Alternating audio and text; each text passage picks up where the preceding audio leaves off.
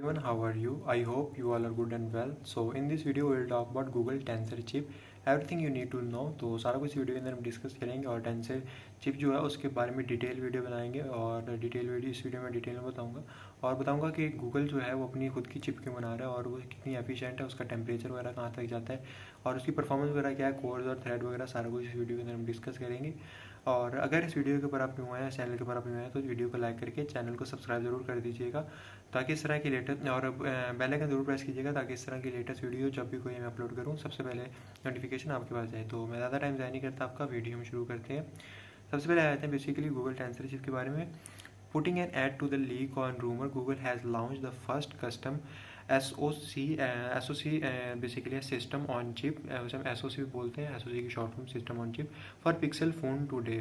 The first Google made mobile chip is called Google Tensor and it powered the Pixel 6 and Pixel 6 Pro. तो पहली दफ़ा जो Google की tensor chip आई है वो हमारी आई है बेसिकली Pixel 6 एंड 6 Pro और इसके बाद गूगल पिक्सल 6a में भी आएगी और आगे जितने वाले आने वाले होंगे उन सब में गूगल की आएगी।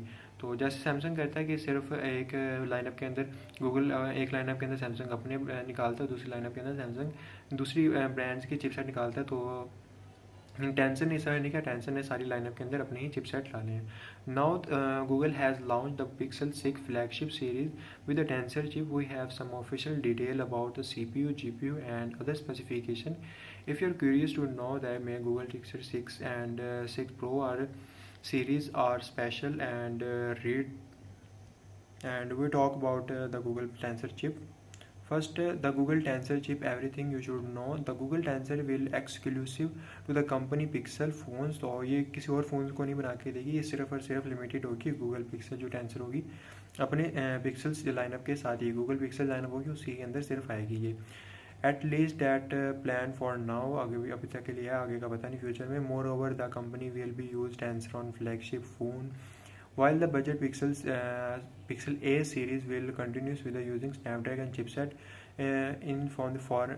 for a reasonable future.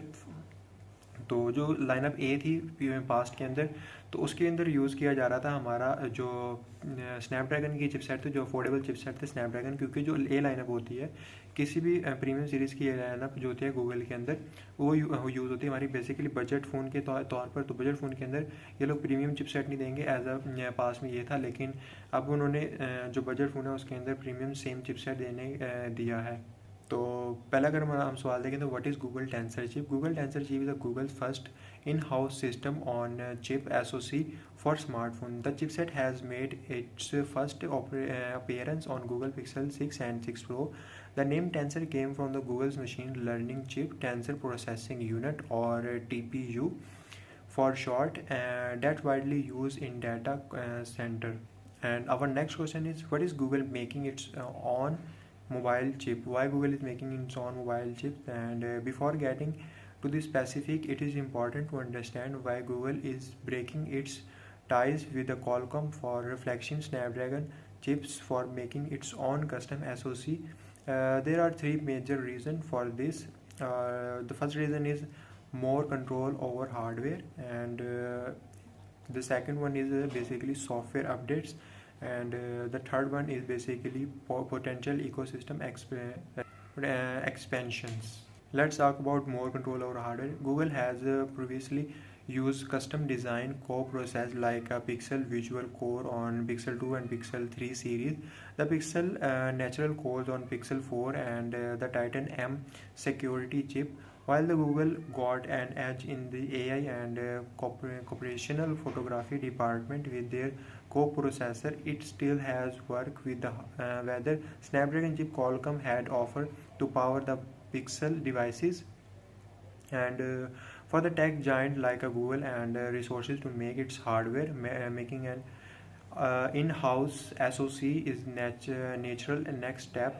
This way the company has fine-tuned the hardware to enhance the overall performance and offer and optimize Google experience. तो इसके अंदर सारा कुछ मैंने आपको बताया कि बेसिकली गूगल ने मोर कंट्रोल और ओवर हार्डवेयर क्यों लिया, क्योंकि जो उसकी हार्डवेयर डिवाइस उसके ऊपर अगर वो कंट्रोल नहीं लेंगे तो उनका जो सॉफ्टवेयर डिपार्टमेंट है वो इतना ज़्यादा स्ट्रॉन्ग है कि वो हार्डवेयर डिपार्टमेंट में अगर कंट्रोल ले लेते हैं तो उनके पास बहुत ज़्यादा नंबर में लोगों का डाटा आ जाएगा, और लोगों के डाटा को समझने के लिए हार्डवेयर की ज़रूरत काफ़ी ज़्यादा पड़ती है। तो उसकी इमेज प्रोसेसिंग वगैरह सारा कुछ गूगल खुद ही करना चाहता था, इसलिए उन्होंने इन हाउस SoC बनाई और वो काफ़ी ज़्यादा सक्सेसफुल भी हुई। उसके अंदर हीटिंग वगैरह के इशू आ रहे हैं, और वो हीटिंग के इशू ऐसा था ये क्योंकि इनकी फर्स्ट चिप थी तो इसके अंदर हीटिंग के इशू लाजमी आएंगे, कोई ना कोई बग वगैरह आएंगे, लेकिन ये सॉफ्टवेयर डिपार्टमेंट इतने स्ट्रॉन्ग है कि उसको हैंडल ईजिली कर लेंगे। तो ये थी आज की वीडियो, उम्मीद करता हूँ आपको वीडियो पसंद आई होगी।